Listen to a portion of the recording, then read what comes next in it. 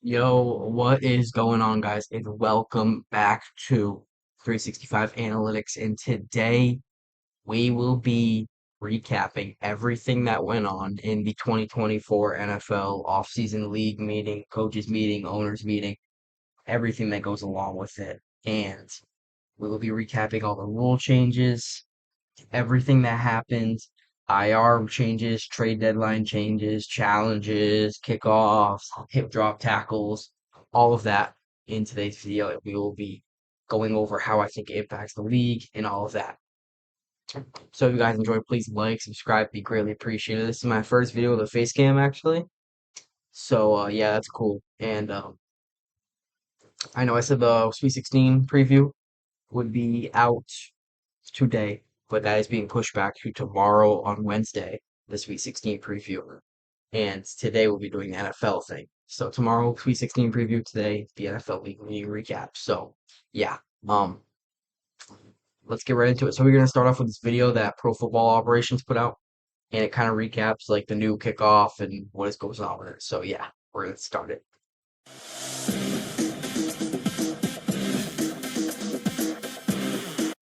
Okay, so let's start off with this. To address the lowest kickoff return rate in NFL history during the 2023 season, an unacceptable injury rate on kickoffs prior to the NFL clubs have approved a new.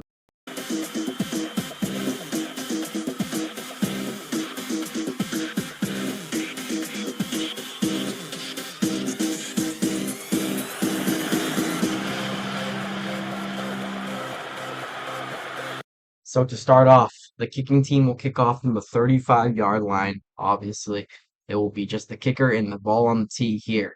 You'll see where the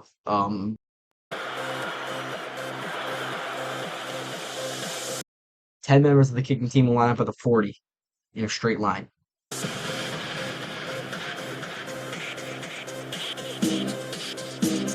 Then we have a minimum of 9 at in between the 30 and the 35-yard line. 9, they can all be lined up in however they want in between this 5-yard line. They'll show you the zone.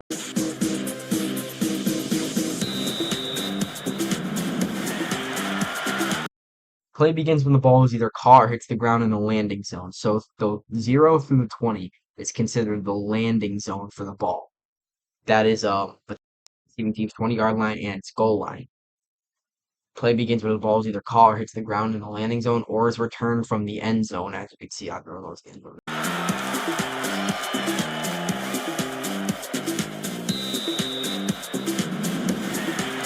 So this is where it gets technical. Any kick that lands in the landing zone, obviously right here, must be returned. What if it's not returned though? That's kind of what this is the same exact kick as the XFL. Any kick that bounces from the landing zone into the end zone must be returned or down by the receiving team for a touchback and its possession at its 20-yard. So it must be returned. If it bounces from the landing zone into the end zone, it has to be brought out.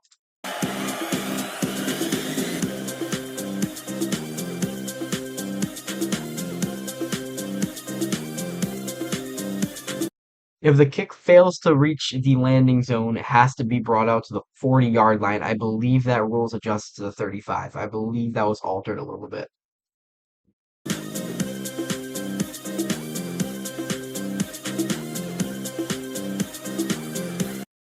The ball is in the air, if the receiving team can return it or down it and take possession at its 30-yard line. I believe that might be the 35 too.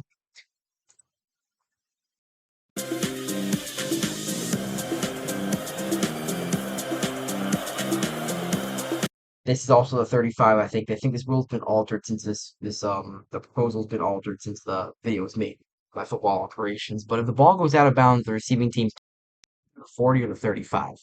That's it, like a free kick out of bounds.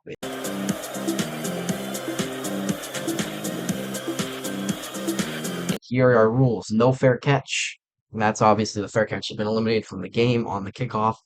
This is a big one. Onside kicks permitted only. I think it should be in the fourth quarter. No more surprise onside kick like the Saints did in the Super Bowl. You will not see any more onside kicks. Onside kicks are only allowed when you are down in the fourth quarter. When you're down in the fourth quarter and you have to designate an onside kick, announce it to the ref, kind of like ineligible man downfield and eligible receivers and all that. The ref will announce it to the crowd and the team. Set up and landing zones do not change after penalties or safety. Landing zones, end zone, all of that, obviously, spots, they do not change after safety. Any flag on the before prior to the kick or the PAT maybe, they do not change. Only the spot where the ball is kicked changes. That's the only thing that's changed.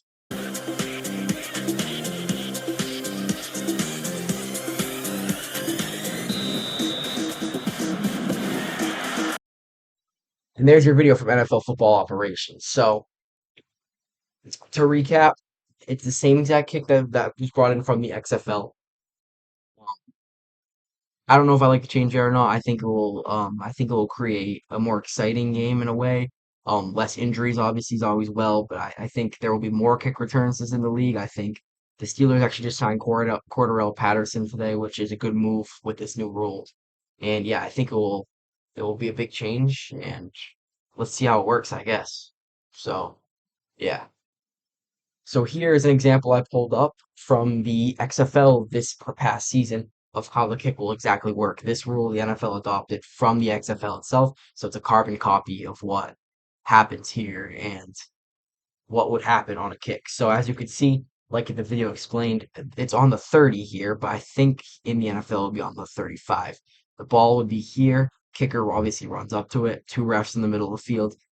All the special teams players are down here. 1, 2, 3, 4, 5, 6, 7, 8, 9, 10. 10 guys here, obviously, and they have their returner back. Then here, 1, 2, 3, 4, 5, 6, 7, 8, 9, 10 guys here with the kicker. So 11 on 11, obviously. This is how the formation would look, and this is an example of how the kick would look here. You see the returner, everyone up there blocking, 10 on 10.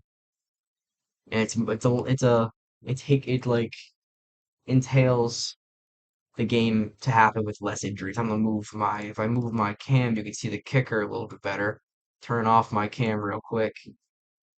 You could see that how it works there.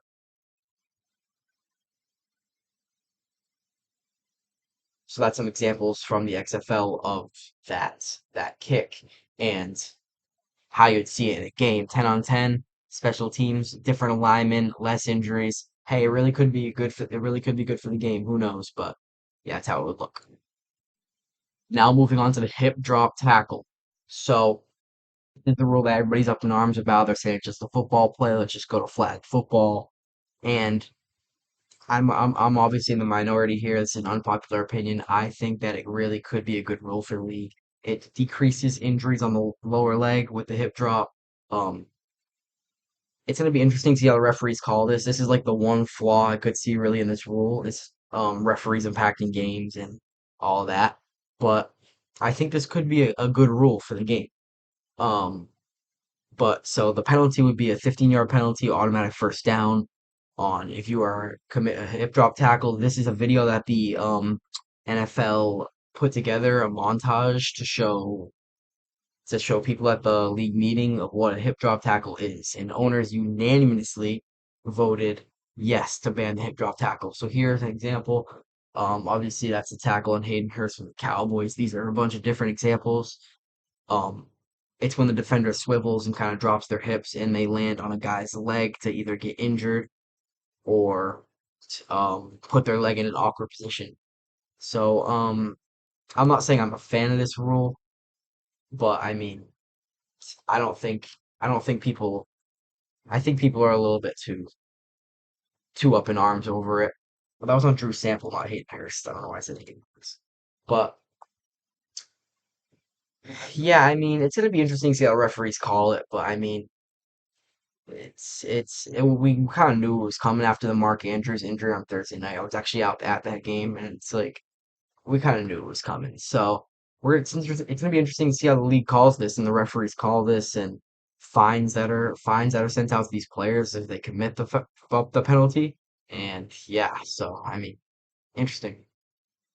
And finally, here are some approved 2024 playing rules. Um, I'm just gonna go over these pretty quickly and straightforward. By Detroit amends Rule 15, Section 1, Article 1 to protect club's ability to challenge a third ruling following one possession challenge. So now, if you only win one challenge, you will get a third challenge rather than winning both challenges initially. to get the third challenge. You only have to win one now to be awarded that third challenge. So just go 1 for 2, 50%, and you got it. Allowed a major foul for by the offense prior to changing possession in situation with fouls by both teams. That's a small rule. We don't really have to go over that. Limited passes are down by contact, out of bounds for a pass. So this one, it's now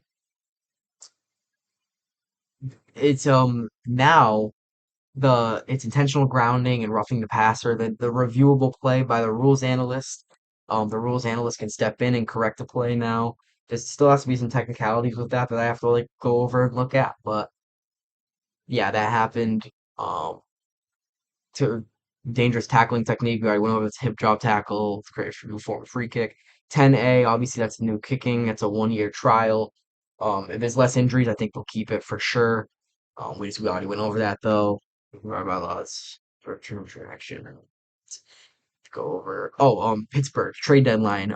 Trade deadline moved. It's now moved to November 5th, the Tuesday after the week 9 games, rather than the Tuesday after the week 8 games.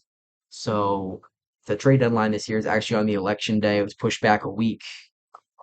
Yes, from each club, maximum of 2 players. So this one is each club can place a maximum of 2 players on injured reserve before the final roster cuts in the preseason. So before this new rule, you could put none on IR. If they were on IR before the season, they are out for the year.